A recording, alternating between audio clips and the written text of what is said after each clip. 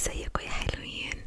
وحشتوني جدا جدا جدا جدا جدا من يوم الاثنين اللي فات. هابي مانداي. في فيديو النهاردة هكون بوريكم ماي برفيوم كولكشن او كولكشن البرفيومز او البرفانات اللي عندي. مش بس ماي كولكشن، كمان هوريكم البرفيومز بتاعت جوزي احمد جوزي. فهكون بوريكم اوبشنز كتير لبرفيومز حريمي وبرفيومز رجالي for him و for her. وهقول لكم رأيي في البرفيومز، هحاول اوصف لكم السنس عاملة ازاي، هقول لكم ايه my favorite و ايه اللي انا محبتهمش خالص. فلو انتوا زيي بتحبوا البرفيومز، انا بجد عاشقة للبرفيومز والكولونز اي حاجة ريحتها حلوة بحبها زي الشمع كده.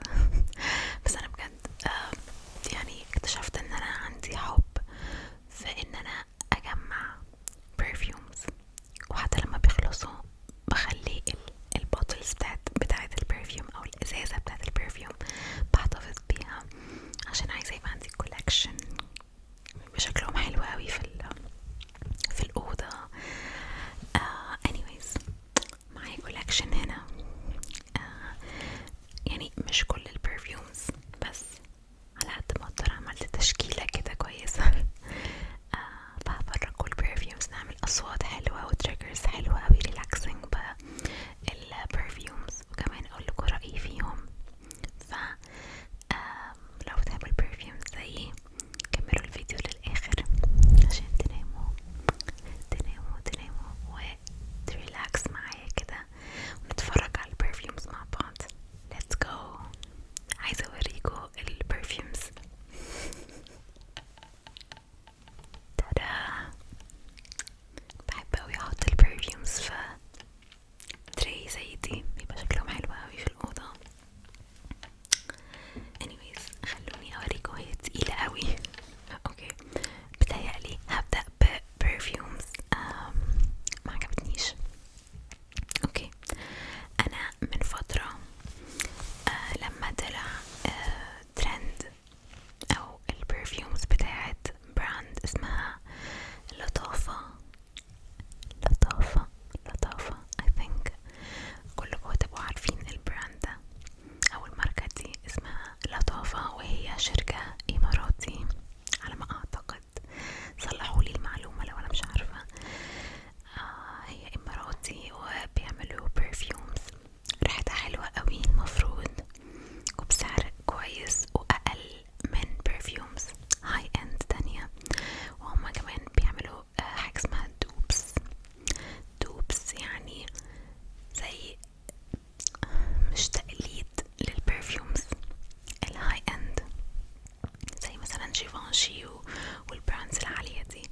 هما بيعملوا ريحة شبههم اوي بس باسم برفيوم لطافة، فاهمين قصدي؟ طالعين ترندي جدا برفيومز لطافة، فقلت اطلبي وجربي البرفيومز بتاعتها.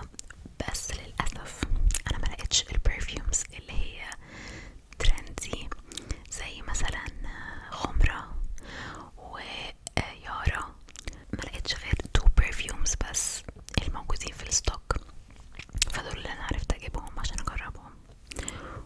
و هوريكم، استنوا.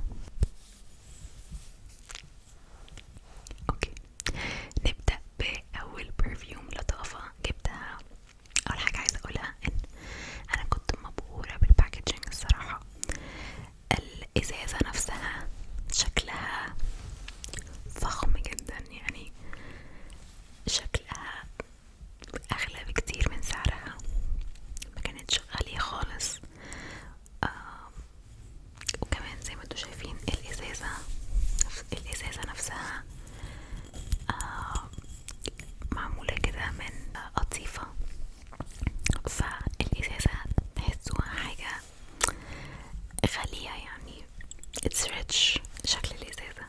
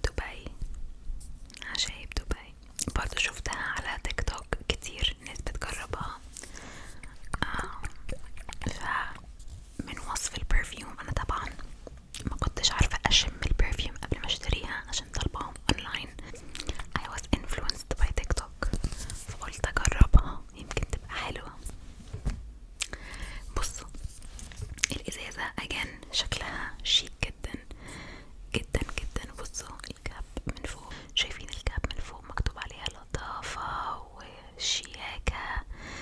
الازازة فعلا فعلا شيك جدا، فأديهم الجايزة بتاعت الباكجينج. بس الريحة بقى، تعالوا نوصف الريحة دي.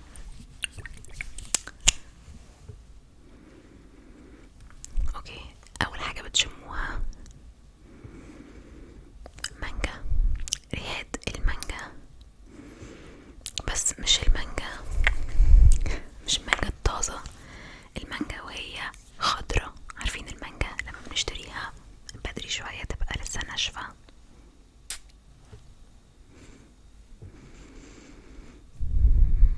عارفين المانجا وهي ناشفة وخضرة؟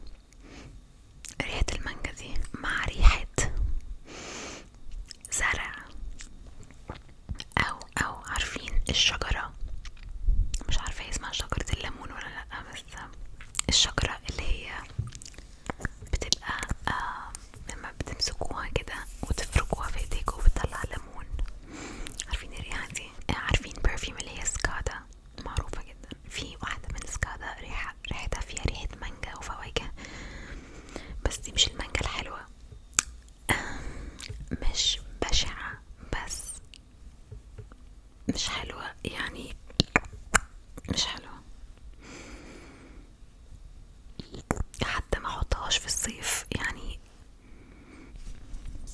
انا مش عارفة ايه علاقة دبي بالريحة دي.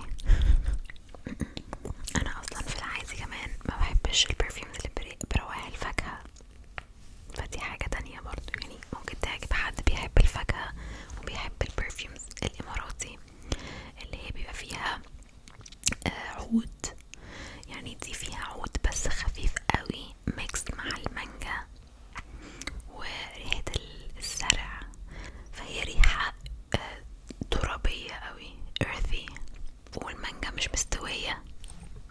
دلوقتي هوريكو برفيوم رجالي، يعني اعتقد هاخد برفيوم رجالي وبرفيوم حريمي، برفيوم رجالي برفيوم حريمي عشان ما تتضايقوش. اوكي،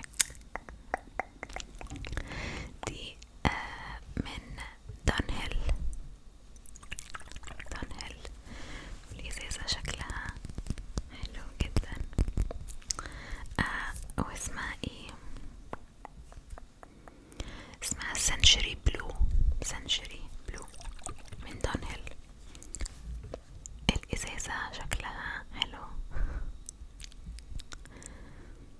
والكاب بتاعتها فيها ماجنت، الغطا ماجنت.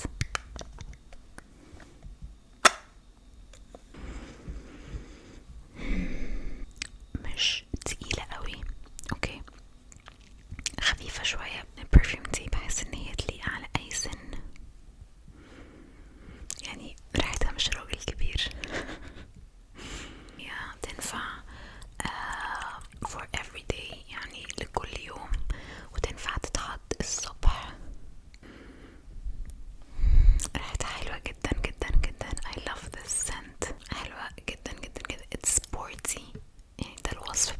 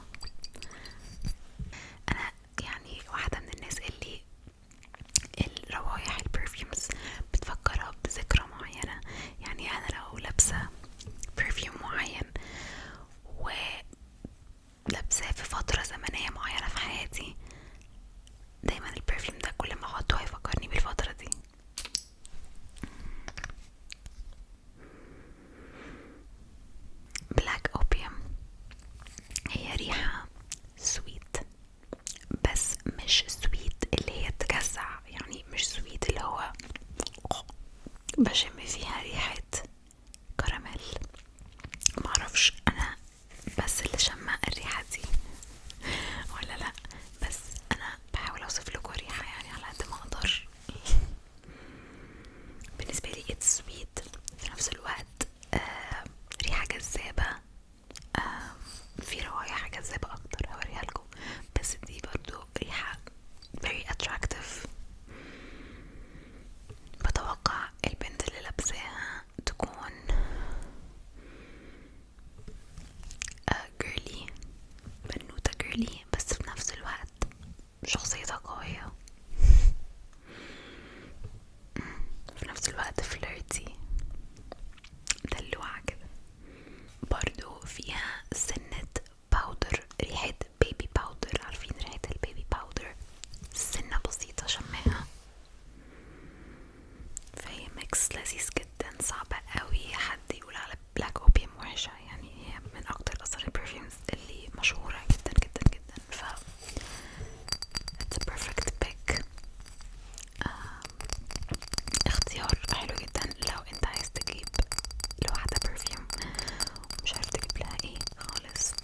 مفيش بنت هتقول على بلاك اوبيوم وحشة، استحالة استحالة استحالة. next برفيوم رجالي واكتر برفيوم بحبها، يعني انا بخلي جوزي يحط منها على طول عشان بجد بحبها جدا جدا جدا، هو كمان بيحبها. وريتها لكم قبل كده او طلعتها في فيديو قبل كده، كنت بعمل تابينج على الازاز. دي فيرساتشي، اسمها ايروس. اوكي، فيرساتشي ايروس برفيوم دي so good so good. ريحتها رجل جذاب يس يس يس، تحفة. وثبتها بتقعد ثابتة مدة طويلة جدا جدا جدا جدا. يعني أنا مثلا أحمد بيرشها على مثلا لبسه، واللبس بعد يوم يومين بيفضل ريحة اللبس البرفيوم دي، فهي ثابتة جدا جدا جدا. غير طبعا ان اكيد الازازة شكلها حلو اوي اوي اوي كده. نرشها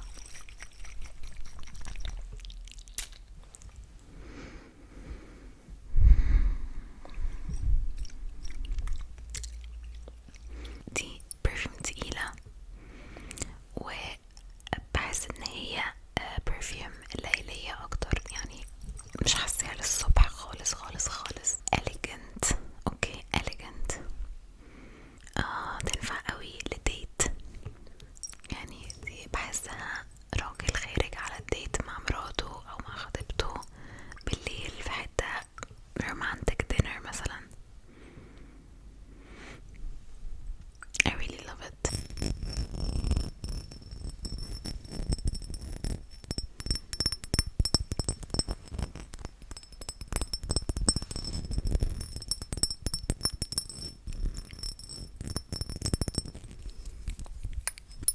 اوكي next، اقول ايه ولا ايه ولا ايه؟ انا الرينج ده بتاع جيفانشي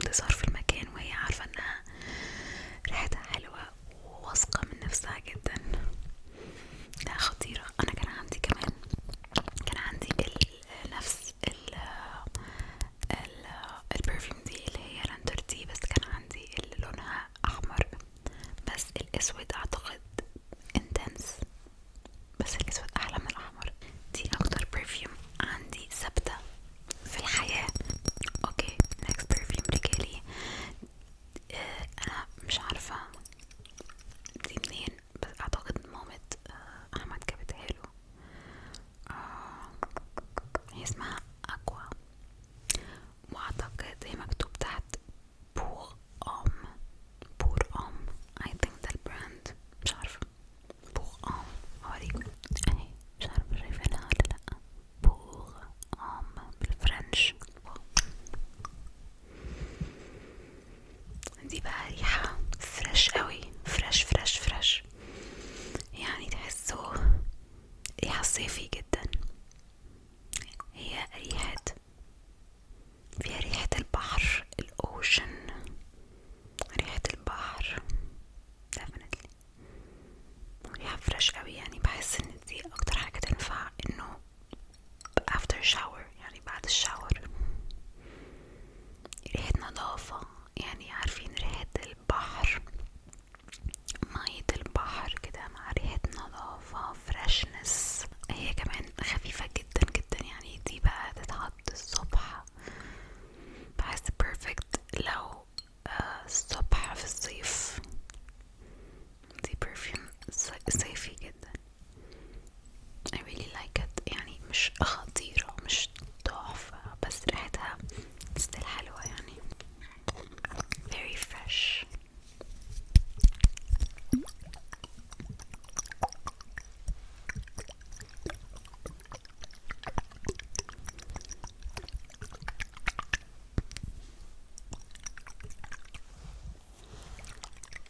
okay next.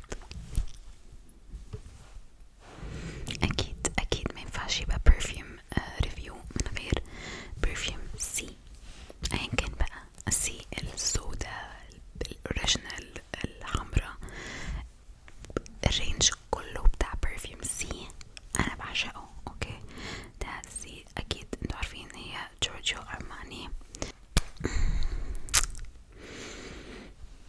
دي ريحة واحدة مديرة شركة مالتي ناشونال، حطاها في ميتينج الساعة 10 الصبح، فيها ورود، definitely فيها ورد. أنا مش عاشقة للبرفيومز اللي فيها ورد، أنا بحب أكتر الروايح زي ما قلت لكم، الروايح الدافية. ريحة غالية، يعني تحسوا إنها ريحة غالية. فمديرة قاعدة في ميتينج بتقول كلام مهم جدا. اوكي next برفيوم رجالي. البرفيوم دي انا اشتريتها لاحمد من وانا في تركيا، لما كنت في تركيا قبل الفرح، من محل هناك معروف اوي مشهور اسمه كوتن.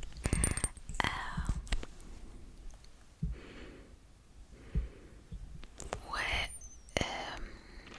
surprisingly مع ان البرفيوم دي مش غالية زي البرفيومز التانية، بس ثباتها حلو جدا وريحة مميزة جدا جدا جدا. دي بقى فيها عود، عارفين البرفيومز العود الرجالي، بس مش عود قوي جدا. اوكي فيها عود بسيط، عود مقبول. اوكي وفيها ريحة الليذر او الجلد، ريحة الجلد. معرفش ليه حاسة كده، بس ولد راكب عربيته ولابس جاكيت جلد اسود ولابس ساعة غالية. وصفي مضحك قوي بجد. اوكي جاهزين للبرفيوم اللي جاي دي؟ عشان انتوا مش جاهزين، انا اسفة انتوا مش جاهزين. دي اكتر برفيوم يا رب اقول ايه، بس برفيوم